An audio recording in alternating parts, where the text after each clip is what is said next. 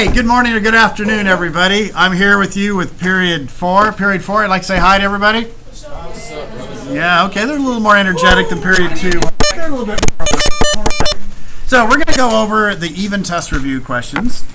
The odds were done by period 2, which I'm angry at because they didn't tell me I wasn't focused on the page. I'll get over it, but period 4 said that they'll be very helpful for us. So I'm going to go over the even questions. And let's see. So first off, what are valence electrons? Hey everybody, what are valence electrons? I'm hearing outer shell electrons. Okay.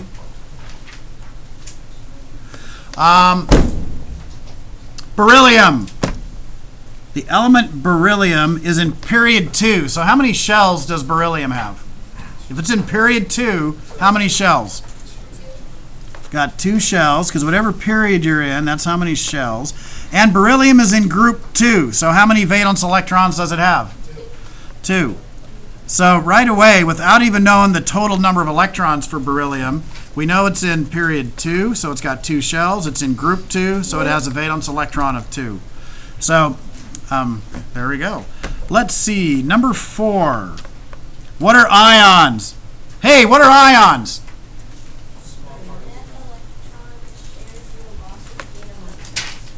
So, okay, I'm hearing atoms or particles. And then what did they do? I heard something about, what was it you said about these atoms or particles? What's happened to them? They have what? They have more or less what? Yeah. Help them out, everybody. What do they have more or less of if you're an ion? Electrons, protons, or neutrons? Okay, help out. What is it? It's electrons. If you have more neutrons, you're an isotope. If you have more protons, you become the next highest element. So more or less electrons. That's what an ion is. And so is a cation a plus ion or a negative ion? Change the T into a big plus sign. Which ones are they? So what would be an example of a cation? What element did some of you have? Oh, come on here. Okay, let's back this up. Do metals or nonmetals, which ones need more electrons? Like here's beryllium, and let me do this one over here. Fluorine. Fluorine is in period 2, so it's got 2 shells. It's in group 17. How many valence electrons does it have? It's got 7. 1, 2, 3, 4, 5, 6, and 7. So this is a metal over here. Is it easier for it to gain 6 electrons or lose 2? Lose 2. Metals lose electrons. So metals lose electrons because when beryllium loses these 2 valence electrons, can you still see that? You're telling me if I'm uncentered, right? Because beryllium throws those away, and now its inner 2 electrons now become its valence electrons. It thinks it's helium, and it's stable. So metals lose electrons, and if you lose an electron, do you become positive or negative? If you lose negative charges, are you going to become negative charged or positive charged? It's going to be positive. So when beryllium ionizes, it'll become beryllium, and it's lost 2 electrons, minus 2. So it's lost 2 electrons. So now it's got more protons in its nucleus, it'll be plus charge. So metals lose electrons and they become plus charged. So I guess over here, nonmetals must gain electrons, and that's what happens. Fluorine is a nonmetal. It just needs to gain 1 more electron. It's way easier to steal an electron than to try to throw away 7. So let's see, an anion could be, if fluorine gets 1 more negative electron, it becomes a negative 1. So this side of the table becomes positive ions. This side becomes negative ions. Number 6, label the table. Which group of metals is most reactive? Which is least reactive? Okay, I'm going to draw a zigzag line on this table. There we go. Separated the metals from the nonmetals. Where is the most active metal? According to page 16 in your notes, everybody.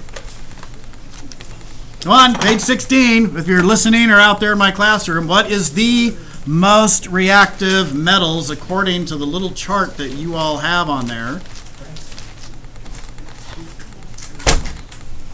Most active metals are on this side, most active non-metals. So we're talking about metals right now. What's the most active metal? It's going to be the ones closer to francium. So which group of metals is most what group? Okay, francium is in what group? What is the name of this group on the periodic table? Come on out there. What's the name of the group? You're not sure? You need to go look on your summary page, because hopefully on your summary page you've got something like this drawn out that tells you all of those. You don't know the names of these metals over here? The alkali metals. Now, if you don't know that, that should be on your summary page, because we'll be asking you those questions. Alkali metals. So, which group is the most reactive? Alkali metals. Which group of non-metals is most reactive? So, first off, where is the most reactive non-metal? Where? On the left? On the right? Noble gases don't react there, so we can just cross those guys out. So, which one of those is the most reactive metal? Page 16 again. No, francium is the most active metal. We need the most active non-metal. Did I misspeak just now? Most reactive non-metal. Which one was it? I can't hear you. I hear helium, chlorine, and fluorine. Fluorine? That one will be the most reactive. So the closer you are, if you're a nonmetal, to fluorine, nonmetals, the more reactive. That's the most reactive. So fluorine is the most. Oh, but it didn't ask us which was the. It asked us which group.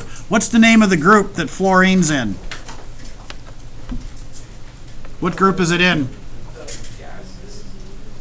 Not all of them are gases. Come on your chart. They're over here. We kind of color-coded them as big group over here. They're part of a whole bunch of them. Non-metals. If you're in chemistry, they would have called it the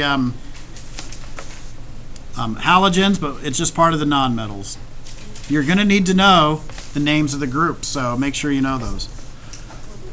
Group 8, draw or describe these periodic trends. Atomic radius. Okay, do atoms get bigger or smaller when you go down the chart? Do you all agree with that? Do they get bigger? Okay, I'm just going to pick a group, and I'm just going to show that they get bigger, so there's a trend. How about when you go this way? Do atoms get bigger or smaller? Smaller.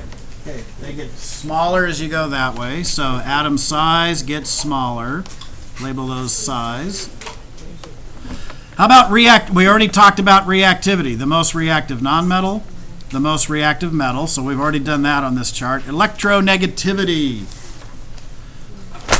Which element's has the highest electronegativity? Look on your chart there. You'll have it on the test. Look at the chart. Which one's got the highest? Hello? All you got to do is look at the chart. Are you seriously not answering this question?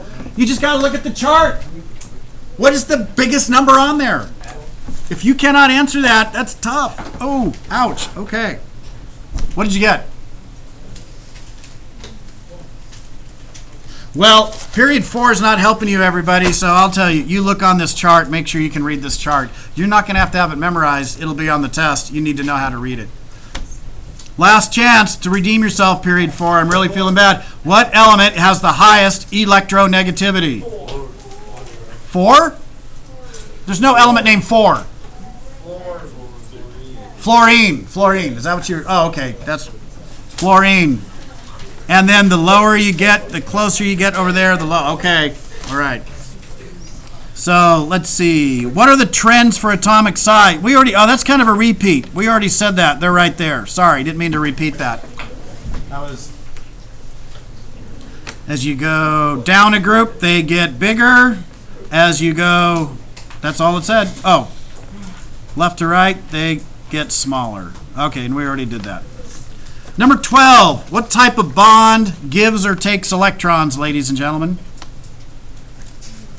What type of bond? So, though they're all kind of not saying anything out there in TV land. Which Gives or takes? You've got ionic, covalent, or metallic. Which one is it? Gives or takes? It's not metallic. No, because they do a weird kind of sharing, giving, taking. They're the weird ones. It was like the electron food fight. All right, let's try second chance. Ionic or covalent? And you know what would really help you at this point? Because if you're like, I don't know. Okay, let's go to your notes on ionic compounds. And let's see, what were our definitions of ionic compounds? They give or take electrons to be stable. It is a metal bonded to a nonmetal. Which one helps us? It's ionic. They give or take electrons. Boy, it might be good to have that on your summary page. Which type of bond shares electrons in a sea of electrons going everywhere? It's crazy. It's like an electron food fight. Ionic, covalent, or metallic? Nope, it's not covalent. Covalent, they're nicely sharing electrons in pairs.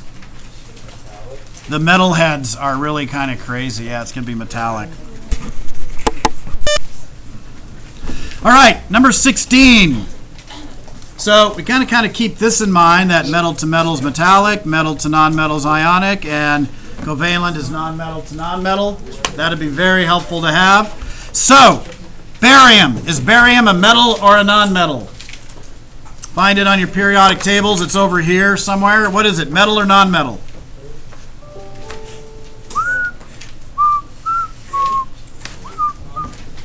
Really? I've shown you where it is, and you cannot tell me anything on this side of the table. You should instantly know if it's a metal or a nonmetal if it's on this side of the table. Well, yeah, it's a metal. How about oxygen? Metal or nonmetal? Okay, non-metal. Now, covalent is a metal bonded to a nonmetal. So is this covalent then? A metal bonded to a nonmetal? Is that covalent? It is. Sodium. Metal or nonmetal? It lives over here.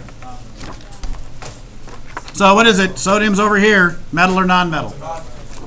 I'm hearing different words. I need you all to agree. Is it metal or nonmetal? Okay, I'm still hearing two different definitions there. So, hello, what is it?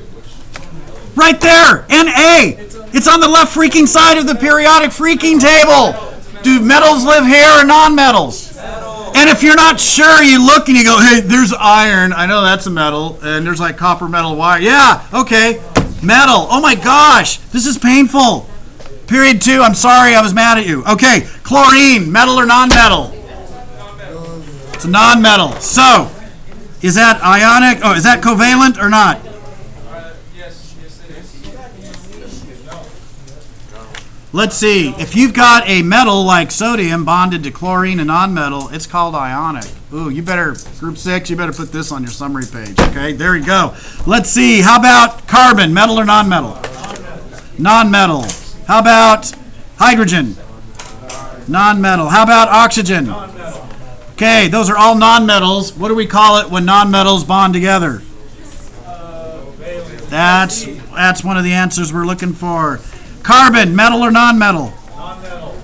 Hydrogen? Non-metal. Is that covalent or ionic if you got two non-metals bonding together? It's covalent. Okay. All right, you're starting. I appreciate. Thanks, period 4, for waking up out there. Covalent compounds. You'd better get this one right, or I'm going to have period 2 throw things at you. Covalent compounds are made from bonding what with what? Non-metals to non-metals. Oh yeah. Okay. Non-metals are, and it can be either order. Non-metals bonded to metals, or the other way around. Okay. Where are the following groups on the periodic table located? So you need to have your periodic tables that I had you color in the first week we were doing this activity. So that's where you're going to find those. And I'm not going to go over now. I'd recommend, if you need to, if you can't remember some, like people tend to mix up the alkali metals and the alkali earth metals, put that on your summary page, but you have this. So, or you could go onto your phone and go, show me a periodic table with families listed, and it'll show you, but you should have that done by now. 22, let's balance this reaction. We've got hydrogen iodide. So we got hydrogen and iodine, and then we've got hydrogen and iodine over there. So let's see, group 1, how many hydrogens over here on this side? There's just 1. And group 2, how many iodines do we have on the left side? These are called the reactants, by the way. Thank you. Group 3, how many hydrogens do we have over here in the products? There's 2 of them. The subscript tells you how many atoms are there. Okay. And then group 4, how many iodines do we have? So in the products over here. Group 4, it's the 3 of you ladies over there. How many iodines do we have? You sure? Are you sure? Is there 2? Yeah, the subscript tells you there's 2. All right, so, wow, we need more hydrogens and more iodine. So what should we do? We need 2 hydrogens. What coefficient should we put? 2. What's 2 times 1? 2. There's 2 now. What's 2 times 1? 2. We are now balanced. Okay. Did we get all those? That was number 22. All right. Number 24, how many molecules of O2 in this balanced equation? Thank you for letting me know. Let me zoom out. Thank you. No, right. See, period 2 students, how you do it. You say, hey, we can't see it. So, how many molecules of O2? There's 3 of them, because that coefficient tells you number of molecules. So there are 3 O2s.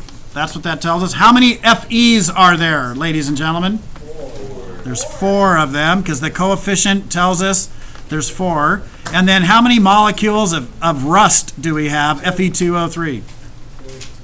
The coefficient 2 tells us there's 2 of those. Okay. Let's see. In the products, are the products on the left or the right side? Are these the products, or are those the products? These are the products. Okay, and the products, how many total atoms of oxygen do we have? So we've got 3 times 2 is 6. How many FEs do we have? We've got 2 times 2, 4, okay. And let's see, explain why the diagram shows a balanced reaction. So when I'm looking at it, I see 1, 2, 3, and you can barely see a 4th of the white ones. And we've got 1, 2, 3, 4 of the white ones over here. Great big dark ones. There's 1 of them, and then there's 1 great big dark one. I'll put a little triangle next to it to point it out. There's just 1 of each of those. And then we've got 4, don't we, of these little ones here, which I'll put a little star next to, an asterisk. And they end up forming 1 of them over here, 1 of them there, 1 of them there. So we end up having 4 of those, and we end up 4. You have the same number of atoms on each side. That's how you tell when it's balanced. That's why when we do this, when we get these all to equal, we've balanced the number of atoms on the left and the right side. Number 30. An exothermic reaction. Is it nice and cool when you feel it? Or is it extremely hot? Which one is it? It's hot. Okay, number 30. Number 30. We need to add 32 and 33. So, we're adding those on, so sorry. Number 32. Draw the pH scale. Draw the pH scale. What's the pH scale, you ask? If you look in your notes, excellent question. pH labs. Look on page 17. You should have this page. Did I tape this page in? No, not yet. So I would say let's do that because we ended up, the video clip, I ended up showing you on a different sheet. So this should be taped on to page 17. There is the pH scale. 0 to 14 with acids being at the 0 end. Yeah, you've got to draw that. It's really hard, isn't it? 0 to 14, 7 in the middle. Anybody getting lost yet? We okay so far? Let's see, where are, now, for number 33, though, I think number 33, let me find, where's my paper? I want you to label the scale. Where are acids, bases? Where's strong, weak, acids, and bases? So, which side's acid? Left or right side? I'm going to label this left and this side right.